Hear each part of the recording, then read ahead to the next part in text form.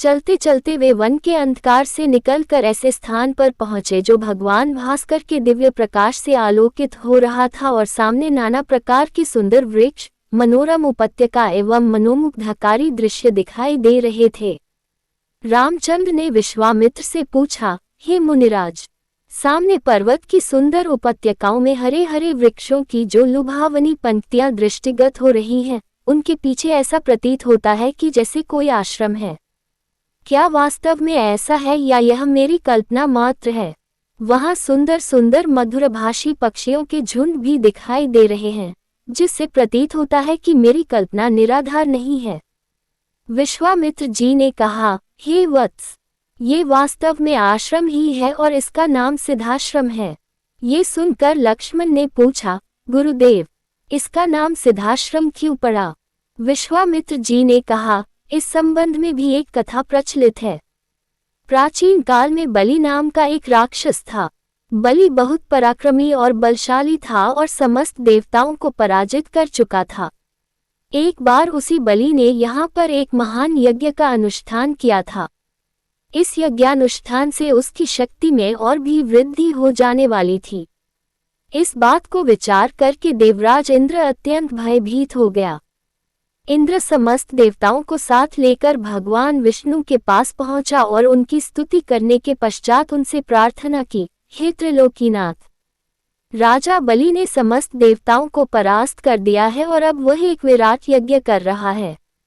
वह महादानी और उदार हृदय राक्षस है। उसके द्वार से कोई भी याचक खाली हाथ नहीं लौटता। उसकी तपस्या, तेजस्विता और यज्ञादि शुभ कर्मों से देवलोक सहित संपूर्ण ब्रह्मांड कांप उठा है।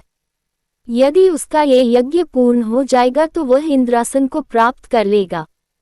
इंद्रासन पर किसी राक्षस का अधिकार होना सुरों की परंपरा के विरुद्ध है। अतएव हे लक्ष्मीपति, आपसे प्रार्थना है कि आप कुछ ऐसा उपाय करें कि उसका यज्ञ पूर्ण न हो पाए। उनकी इस प्रार्थना पर भगवान विष्णु ने कहा, आप सभी देवता निर्भय और निश्चिंत होकर अपने अपने धाम में वापस चले जाएं। आप लोगों का मनोरथ पूर्ण करने के लिए मैं शीघ्र ही उपाय करूंगा।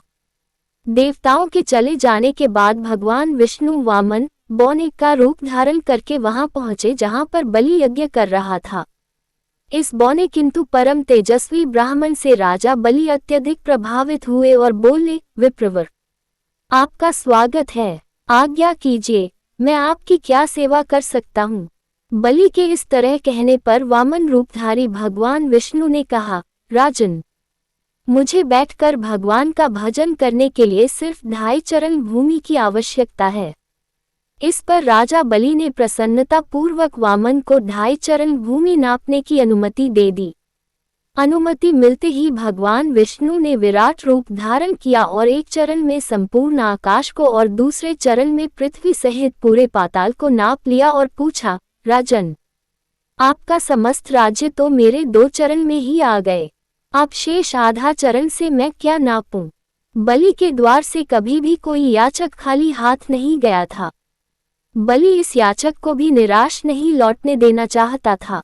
उसने कहा, हे ब्राह्मण, अभी मेरा शरीर बाकी है, आप मेरे इस शरीर पर अपना आधा चरण रख दीजिए। इस पर भगवान विष्णु ने बलि को भी अपने आधे चरण में नाप लिया। बलि का ये दान इतना महान था कि बलिदान के नाम से विख्यात हो गया। भगवान विष्णु ने बलि की दानशीलता से प्रसन्न होकर उसे वरदान दिया कि यह स्थान सदा पवित्र माना जाएगा, सिद्धाश्रम कहलाएगा और यहाँ तपस्या करने वाले को शीघ्र ही समस्त सिद्धियां प्राप्त होंगी। उसी समय से यह स्थान सिद्धाश्रम के नाम से विख्यात है और बहुत से ऋषि मुनि यहाँ तपस्या करके मुक्ति लाभ करते हैं। मेरे स्वयं का आश्रम भी इसी स्थान पर है। मैं यही बैठकर अपना यज्ञ संपन्न करना चाहता हूँ। जब जब मैंने यज्ञ प्रारंभ किया तब तब राक्षसों ने उसमें बाधा डाली है और उसे कभी पूर्ण नहीं होने दिया। अब तुम आ गए हो और मैं निश्चिंत होकर यज्ञ पूरा कर सकूंगा। इस प्रकार की बातें करते हुए विश्वामित्र ने राम और लक्ष्मण के साथ अपने आश्रम में पदार्पण किया। वहां रहने वाले समस्त ऋषि मुनियों और उनके शिष्यों ने उनका स्वागत सत्कार किया। राम ने विनीत स्वर में गुरु विश्वामित्र से कहा, मुनिराज, आप आज ही यज्ञ का शुभारंभ कीजिए। मैं आपको विश्वास दिलाता हूँ कि मैं आपके यज्ञ की रक्षा करते हुए इस पवित्र प्रदेश को राक्षसों से मुक्त कर दूंगा। राम के इन वचनों को सुनकर विश्वामित्र यज्ञ सामग्री एकत्रित करने में जुट गए।